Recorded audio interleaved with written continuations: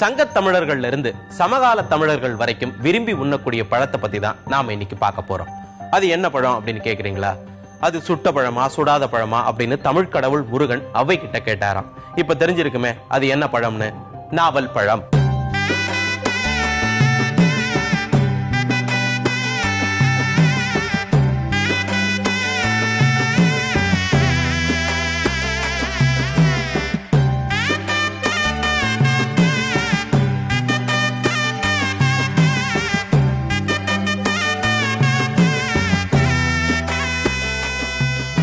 நான் இப்ப இருக்கிறது பழமுதிர்ச்சோலையில. இது மதுரை அழகர் கோயில் மலைக்கு மேல இருக்கு. அறுபடை வீடுகள்ல ஒன்று. எனக்கு பக்கத்துல இருக்கக்கூடியது நாவல் மரம். இது ஆன்மீகத்திலும் சரி புராணத்திலும் சரி முக்கியத்துவம் வாய்ந்த மரம். இந்த மரத்துல இருந்துதான் மாடு மேய்க்கும் சிறுவனாக தோன்றிய முருகர் அவ்வை பாட்டி கிட்ட சுட்ட பழம் வேணுமா சுடாத பழம் வேணுமா அப்படின்னு கேட்டாராம். சிறுவன் தானே கேட்கறான் அப்படின்னு அவ்வை பாட்டியும் சுட்ட பழமே கொடு அப்படின்னு கேட்க முருகர் மரத்தை உலுப்பி பழத்தை மண்ணுல விழ செஞ்சாராம். மண்ணுல விழுந்த பழத்தை பாட்டி எடுத்து ஊதி சாப்பிட்ட போது என்ன பாட்டி பழம் சுடுதா அப்படின்னு முருகர் கேட்டாராம். அந்த சம்பவம் நடந்ததாக சொல்லப்படக்கூடிய இடம் இந்த இடம் தான். இந்த மரம் தான் அந்த மரம். சரி, இந்த நாவல் பழத்தினுடைய பூர்வீகம் எது? நாவல் மரத்தின் தாயகம் இந்தியா அல்லது கிழக்கிந்திய தீவுகள் என்று அழைக்கப்படும் தென்கிழக்கு ஆசிய பகுதிகள் தான் என்று நம்பப்படுகிறது. இது ஒரு வெப்பமண்டல தாவரம். இந்தியாவில் வெப்பமண்டல பகுதிகள் மித வெப்பமண்டல பகுதிகளில் இவை அதிகமாக காணப்படுகின்றன. இமயமலையில் 1300 மீட்டர் உயரம் வரையிலான பகுதியில் இருந்து தென் தமிழகம் வரை இந்த நாவல் மரங்கள் பரவி காணப்படுகின்றன. குறிப்பாக கங்கை சமவெளிகளில் நாவல் மரங்கள் அதிகமாக காணப்படுகிறது. நாவல் மரங்கள் நிறைந்ததாலேயே இந்திய துணைக்கண்டம் நாவலாம் தீவு என்று அழைக்கப்பட்டுள்ளது. மணிமேகலையில சம்பு மரம் சம்பு தீவு அப்படிங்கக்கூடிய வார்த்தைகள் காணப்படுது. சம்பாவதி அப்படிங்கக்கூடிய பெயர்லேயே புகார் நகரம் முதல்ல அழைக்கப்பட்டிருக்குது. அது இருந்த இடம் சம்பு தீவு அல்லது நாவலாம் தீவு என்னும் பெரிய நிலப்பகுதியாக குறிப்பிடப்பட்டிருக்குது. இதுவே வடமொழியில ஜம்பு தீவு என்று அழைக்கப்பட்டிருக்கு.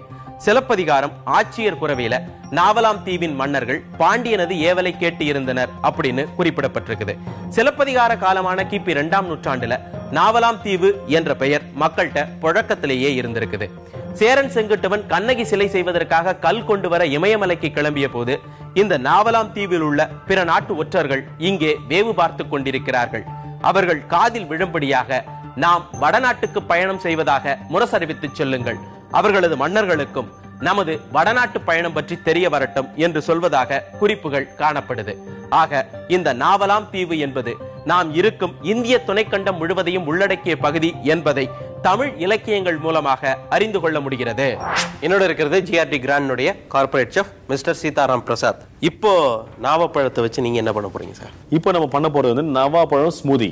இது ஒரு ஹெல்த்தியான ட்ரிங்க். இதுக்கு தேவையான பொருள் வந்துட்டு வாழைப்பழம், ஐஸ் கியூப்ஸ், ஒரு பிஞ்ச் உப்பு, நவாப்பழம், தயிர், ஹனி இருக்கு. இப்போ வந்துட்டு இந்த நேவல் பெரி ஸ்மூதி எப்படி பண்றதுன்னு பார்க்கலாமா? ஒரு 2 நிமிஷம் தான் இது தேவை. ஒன்றும் பெரிய இது விஷயமே இல்லை. அது எல்லா இன்கிரீடியன்ஸும் வீட்டில் இருக்கக்கூடிய பொருட்கள் தான். நவாப்பழம் தான் வாங்கணும் நீங்க. அது சரிங்களா? ஸோ இந்த வாழைப்பழத்தை நம்ம ஒரு 4 வாழைப்பழம் எடுத்துக்கிறோம். லேசாக ரஃபாக சாப் பண்ணியிருக்கோம். இந்த நவாப்பழத்தை உள்ள போடுறோம் நம்ம. சரிங்களா?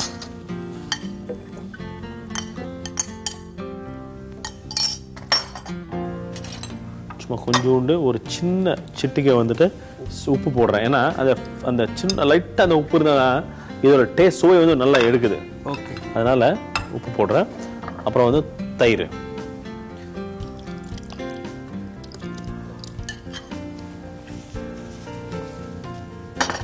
ஸோ அதுக்கப்புறம் வந்து ஐஸ் கியூப்ஸ்,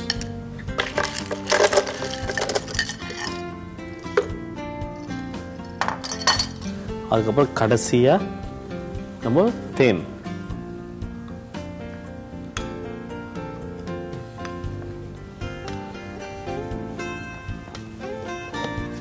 மூடி போடுறோம்.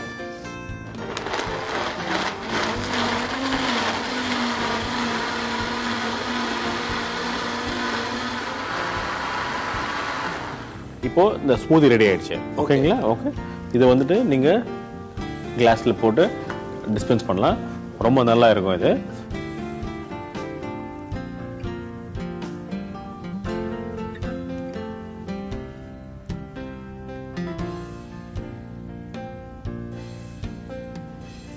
நேவல் பெரி ஸ்மூத்தி ரெடியா இருக்கு. டேஸ்ட் பார்க்குறேன்.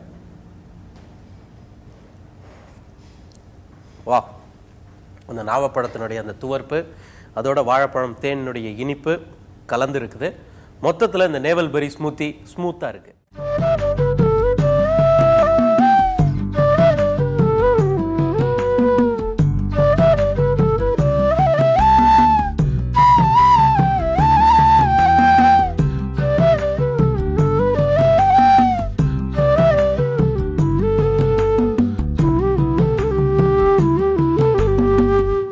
மதுரை மாவட்டத்தில் அழகர் மலை அடிவார பகுதிகளில் இருக்கக்கூடிய கிராம பகுதிகளிலும் சிறுமலை அடிவார பகுதிகளில் இருக்கக்கூடிய கிராம பகுதிகளிலும் நாவல் மரமானது அதிகமாக காணப்படுது. இந்த பகுதிகளில் மாமரங்களோடு இந்த நாவல் மரங்களையும் அதிகமாகவே நட்டு வளர்க்குறாங்க. நாவல் பழமானது மரத்தில் பழுத்தாதான் சுவையானதாக இருக்கும். பழுத்த பழத்தை கையால் பறிக்க முடியாது. அப்போ துணிகளை மரத்தை சுற்றி பந்தல் மாதிரி பிடிச்சுக்கிட்டோ அல்லது கட்டியோ வச்சுட்டு அதற்கு பிறகு மரத்தை உலுக்குவாங்க. அப்போ பழுத்த பழங்கள் அந்த துணியில அடிபடாம விழும். பிறகு நல்ல பழங்களை தெரிவு செய்து விற்பனைக்கு அனுப்புவாங்க. நாவல் என்ற தமிழ் பெயர் எப்படி உருவாச்சு? நாவல் பழத்தை தின்றால் நா வறண்டு தண்ணீர் தாகம் அதிகமாகும். தவிர நாவினுடைய தன்மை மாறும். அப்படிங்கிறதுனாலதான் அதை நா பிளஸ் அல் அப்படின்னு அழைச்சிருக்கிறாங்க. அதுதான் நாவல் என்ற பெயராக மாறியது. அருகதம், நவ்வல், ஜம்பு, சாட்டுவம், சுரபி, பத்தரை, நாவப்பழம், நாகப்பழம் என்ற வேறு பெயர்களையும் நாவல் அழைக்கப்படுது. ஜம்புலா என்பது நாவலின் மலேசிய பெயர். இந்தோனேஷியாவில் ஜாம் மலாங் என்ற பெயரில் இந்த நாவல் அழைக்கப்படுது. ஜம்புல், ஜம்புலான், ஜம்புலங், ஜம்முன், ஜாமுன், ஜம்பு ஆகியன நாவல் பழத்தை குறிப்பிடும் வடமொழி சொற்கள். ஜாவா பாம் என்ற ஆங்கில சொல்லாலும் இந்த நாவல் பழம் அழைக்கப்படுகிறது. வேத காலத்தின் பிற்பகுதியில் எழுதப்பட்ட இலக்கியங்களில் இந்த நாவல் மரம், நாவல் பழம் ஆகியவை பற்றிய குறிப்புகள் காணப்படுகின்றன. இந்த ஜாமுன் என்ற வார்த்தை ஜார்க்கண்ட், ஒடிசா, மேற்கு வங்க பகுதிகளில் வாழும் பழங்குடிகளான முண்டா மக்கள் பேசும் முண்டாரி என்ற மொழியிலிருந்து வந்திருக்கலாம் என்று ஆய்வாளர்கள் கருதுகிறார்கள். குலாப் ஜாமுன் என்ற இனிப்பு நாவல் பழ வடிவத்தில் உருண்டை உருண்டையாக தயாரிக்கப்படுவதால் தான் குலாப் ஜாமுன் என்ற பெயர் அந்த இனிப்பு பதார்த்தத்திற்கு உண்டானதாக சொல்கிறார்கள். சார், இன்னைக்கு என்ன பண்ண போறோம்? இப்போ நான் பண்ண போறது வந்து நாவல் பழம் பேக்ட் யோகர்ட். இதுக்கு என்னெல்லாம் பொருட்கள் தேவை? மில்க் மேடு, கிரீமு, தயிர், நவாப்பழத்தோட பியூரே கொஞ்சோண்டு சாப் பண்ணி வச்சிருக்கேன் நான். ஸோ நம்ம வந்து ஃபர்ஸ்ட் வந்து இந்த மில்க் மேட் இது. ஓகே. ஸோ இது ஃபுல்லாக இதில் போடுறேன் நான். இது என்ன அளவில் நம்ம எடுத்து? எல்லாமே 200 ml. ஓகே. ஒரு தயிரை வந்து பேக் பண்ணி சாப்பிட்றது ஒரு வித்தியாசமான ஒரு டெசர்ட் தான் அது. ஓகே. இப்போ வந்துட்டு இந்த க்ரீம் போடுறேன் நான். ஓகே, சரிங்களா? இது எல்லாமே நம்மளுக்கு கிடைக்கக்கூடிய பொருட்கள் தான். வீட்டில் இருக்கு, டெஃபினட்டாக இருக்கு எல்லாமே. இது உங்களுக்கு மில்க் மேட்லாம் இல்லைன்னா வாங்கிக்கலாம். ஓகே. எல்லா கடையிலும் கிடைக்குது. சரிங்களா? தயிர், கட்டி தயிர். ஸோ இதை நம்ம லைட்டாக மிக்ஸ் பண்ணுறோம் நம்ம. ஸோ நல்லா மிக்ஸ் ஆகிடுச்சு பார்த்தீங்களா? எஸ். ஸோ இப்போ என்ன பண்ணுறோம், நான் வந்துட்டு இந்த நேவல் பெரி இருக்கு இல்லைங்களா, ஓகே, இந்த நவாப்பழம் இருக்கு இல்லையா, இதோட பியூரே நம்ம ஃபைனாக பேஸ்ட் பண்ணி வச்சுருக்கேன். ஸோ இதை போடுறேன். இதில் ஃபஸ்ட்டில் தான் இருக்குது பார்த்தீங்களா அது. Okay, right. இப்போ நெக்ஸ்ட் வந்து இந்த சாப் பண்ணியிருக்கோம் இல்லையா. ஓகே, சரிங்களா? நாவல் பழத்தை அந்த பேஸ்ட்டை வந்து நம்ம வச்சுட்டோம் இதில் இல்லைங்களா. ஓகே. ஓகே, நம்ம வந்து இதை வந்து கப்பில் ஊற்றுறோம். நம்ம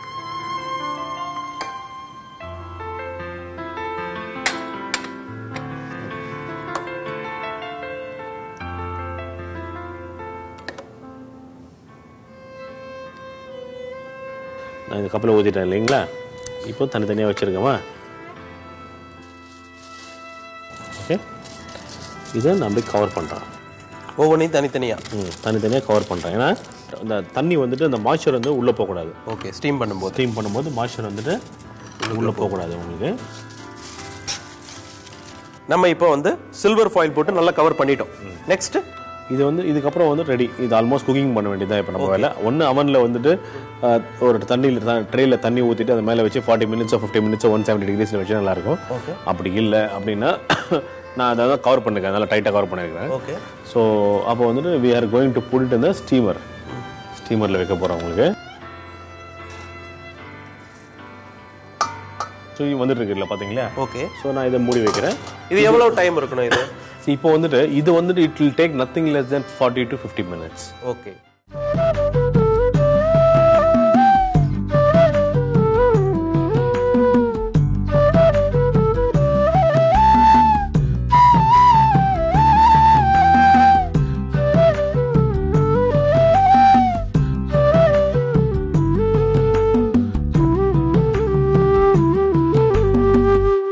அறநிலா வெளிய நாவல் அருள் நிழலாக ஈசன் வரன் இயலாகி தன்வாய் நூலினார் பந்தர் செய்ய. இது திருநாவுக்கரசர் பாடிய தேவார பாடலில் உள்ள வரிகள். காவல் சுவர் ஏதுமற்ற வெட்ட வெளியில் வளர்ந்த நாவல் மரத்தின் கீழே அதன் குறுகிய நிழலில் அமர்ந்திருந்த இறைவனின் மீது மரத்தின் இலைகளும் தழைகளும் விழுவதை தடுக்கும் வகையில் சிலந்தி நாவல் மரத்தினை சுற்றி தனது வாயில் இருந்து வரும் நூலினை கொண்டு ஒரு பந்தல் போன்று அமைத்தது என்கிறது இந்த பாடல். பண்டைய தமிழர்களின் தெய்வ வழிபாட்டிலும் நாவல் பழம் முக்கியமான இடத்தை பிடித்துள்ளது. சங்க இலக்கியங்களிலும் புராண கதைகளிலும் பல இடங்களில் நாவல் பழம் பற்றிய செய்திகள் காணப்படுகின்றன. தமிழகத்தின் பல ஊர்களின் பெயர்களிலும் நாவல் கலந்தே இருக்கின்றது.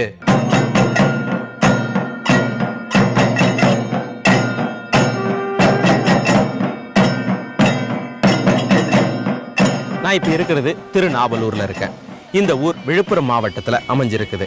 ஒரு காலத்துல இந்த பகுதிகள் எல்லாம் நாவல் மரம் நிறைந்த காடுகளாக இருந்ததுனாலதான் இந்த ஊருக்கு நாவலூர் அப்படிங்கக்கூடிய பெயரானது அமைஞ்சது. எனக்கு பின்னாடி தெரிகிறது திருநாவலூர்ல இருக்கக்கூடிய திருநாவலீஸ்வரர் திருக்கோயில். இங்க ஸ்தல விருட்சம் நாவல் மரம் தான். ஒரு காலத்துல இந்த சிவபெருமான் நாவலீஸ்வரர் அப்படின்னு தான் அழைக்கப்பட்டிருக்கிறாரு. அதற்கு பிறகு சுக்கிரன் தன்னுடைய திருமண தடை நீங்குவதற்காக பக்தராக வந்து இந்த சிவபெருமானை வணங்கி வரம் வாங்கினதுனால இந்த சிவபெருமானுக்கு பக்த ஜனேஸ்வரர் அப்படிங்கக்கூடிய பெயரும் அமைஞ்சிருக்குது. அது மட்டுமில்லாம நால்வர் அப்படின்னு சொல்லக்கூடிய திருஞான சம்பந்தர், மாணிக்க வாசகர், அப்பர், சுந்தரர், இவங்கள சுந்தரர் பிறந்தது இந்த ஊர்ல தான். திருநாவலூர் முதலாக ஜம்புபுரீஸ்வரராக நாவல் மரம் இந்த பகுதியில் இருந்தது. இந்த பெயர் முதல் பேர் வந்து ஜம்புபுரீஸ்வரர். அந்த நாவல் மரம் என்ற தலவிருட்சமாக இங்கே இருந்தது. அதுக்கப்புறம் கருடனுக்கு காலதர்ப்ப தோஷத்துக்காக இந்த ஸ்தலத்தில் கருடன் தோஷ நிவர்த்தி பண்ணுறதுக்காக வருகிறார். சித்ரா பௌர்ணமி காலத்தில் கருடன் இறங்குறார். அந்த கருடன் நதியை குளிச்சாதான் அந்த நாகதோஷம் விடப்படுவார். அதனால் கள்ளக்குறிச்சி பக்கத்தில் கழுராமலையை தோண்டி கருட நதியாக உருவாக்குறார்.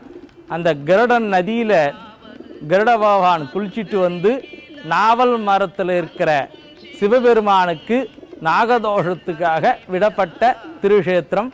அதுக்கப்புறம் 8வது நூற்றாண்டுக்கு பிறகு சுந்தரமூர்த்தி சாமி திருநாவலூர் ஜம்புபுரீஸ்வரர் என்ற ஊரில் பிறக்கிறார். பிறந்த பிறகு நாவல் மரத்தினால சிவபெருமான நாவல் மரத்தில் பூஜை பண்ண க்ஷேத்திரமாக விளங்குறது. இப்போ சுவாமி பேர் வந்து பக்தஜனீஸ்வரர். சுந்தரமூர்த்தி சாமி அந்த நாவல் பக்தனாக நினைச்சதுனால அனைத்து தோஷம் நிவர்த்தி ஸ்தலமாக, அனைத்து பக்தர்களும் இங்கே வந்துட்டு போனீங்கன்னா அனைத்து தோஷம் நிவர்த்தி ஸ்தலமாக விளங்கப்படுகிறது. நவாப்பழ யோகட் செய்யறதுக்கு முதல்ல மில்க் மேட் எடுத்துக்கிட்டோம்.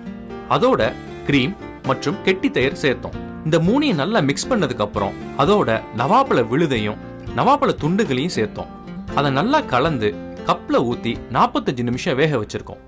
இப்போ நம்மளுக்கு வந்து நேவல்பெரி பேக்டு யோகட் இல்லையா, நம்ம ஸ்டீமர்ல வச்சு ரெடியா இருக்கு. 40 நிமிஷம் ஆச்சு இப்போ நம்ம வச்சு. ஓகே, எடுத்து பார்த்தோம். we are going to இதை நம்ம எடுத்து நம்ம டேஸ்ட் பண்ண போறோம் இப்போ நம்ம. ஓகேங்களா, பாத்தீங்களா? இப்போ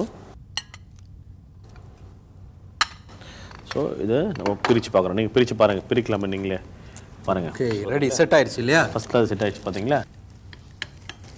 இதை நீங்கள் என்ன பண்ணுறீங்கன்னா இந்த சாப் பண்ணி வச்சிருக்க நேவல்பெரி இருக்கு இல்லையா? ஓகே. ஸோ இதை வந்துட்டு லேஸாக அப்படி போடுறோம் நம்ம. இது மேலே சும்மா அந்த ஃபர்ஸ்ட்டில் அந்த ஃப்ளேவர் கோசம் அதை போடுறோம் நம்ம. இதை ஸ்டீமர்லேருந்து எடுத்து கொஞ்சம் நேரம் வெளியில் வச்சுட்டு அதுக்கப்புறம் ஆமாம், டெம்பரேச்சர் எப்பயுமே சூடான பொருள் வந்துட்டு ஃப்ரிட்ஜில் வைக்கக்கூடாது. ஓகே. ஃப்ரிட்ஜோட பர்ஃபார்மன்ஸ் கெட்டு போயிடும், சாப்பாடோட குவாலிட்டி கெட்டு போயிடும். ஓகே, புரியுதுங்களா? அதனால ரூம் டெம்பரேச்சருக்கு வர வச்சுட்டு அதுக்கப்புறம் ஃப்ரீசர்ல வைக்க போறோம். அதுக்கப்புறம் டேஸ்ட் பார்க்க போறோம். 100% நல்லா இருக்கும். ஓகே.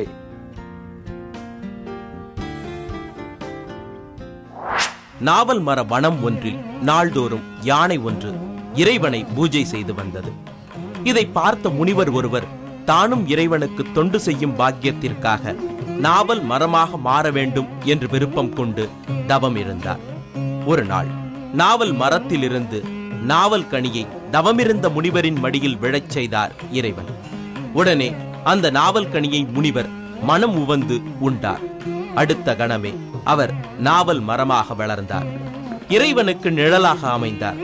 ஜம்பு என்ற பெயரில் நாவல் மரம் அழைக்கப்படுவதால் அந்த முனிவரும் ஜம்பு முனிவர் என்று அழைக்கப்பட்டார். இந்த முனிவரின் நினைவாக இன்றும் இறைவனை யானை பூஜித்த தலமான திருவானைக்காவலில் ஜம்புதீர்த்த குளம் என்ற குளம் அமைந்துள்ளது. இப்போ ஃப்ரிட்ஜ்ல இருந்து நான் கொண்டு வந்து வச்சிருக்கேன் நான். இதை நீங்க சுவைச்சிட்டு எப்படி இருக்குன்னு நீங்க சொல்றீங்க. நீங்க ஓகே டேஸ்ட் பண்ணுங்க. நல்ல சில்லுன்னு இருக்கு. ஆமா, நல்ல கிட்டத்தட்ட ஒரு 1 hour உள்ள இருந்திருக்கும் இல்லையா? ஆமா, 40 நிமிஷம் இருந்து 1 hour வரைக்கும் வைக்கலாம். சில்லர்ல வைக்கிறதுனால ஈவன் 1/2 hour எக்ஸ்ட்ரா வச்சாலும் ஒன்றும் பிரச்சனை இல்லை உங்களுக்கு. ஓகே, இப்போ டேஸ்ட் பார்க்கலாம். சூப்பர். நேவல்பெரி பேக்டு யோகர்ட் ரெடியா இருக்கு. டேஸ்ட் பார்க்குறேன். வாவ், அந்த நாவப்பழத்தினுடைய துவர்ப்பு, அதோட மில்க் மெய்டினுடைய அந்த இனிப்பு சேர்ந்துருக்கு. அந்த தயிர் குக்கானது வந்து கிட்டத்தட்ட ஒரு பால்கோவா மாதிரி இருக்கு. நாவப்பழ டேஸ்ட்ல ஒரு பால்கோவா சாப்பிட்டா எப்படி இருக்குமோ அந்த சுவையில இருக்கு. மொத்தத்துல இது சூப்பரா இருக்கு. நாவல் பழத்தோட உணவுகளும் வரலாறும் இதோட முடியல. அத பத்தி தெரிஞ்சுக்கிறதுக்கு இன்னும் நிறைய விஷயங்கள் இருக்கு. அதெல்லாம் அடுத்த கொஞ்சம் சோறு கொஞ்சம் வரலாறு நிகழ்ச்சியில பார்க்கலாம்.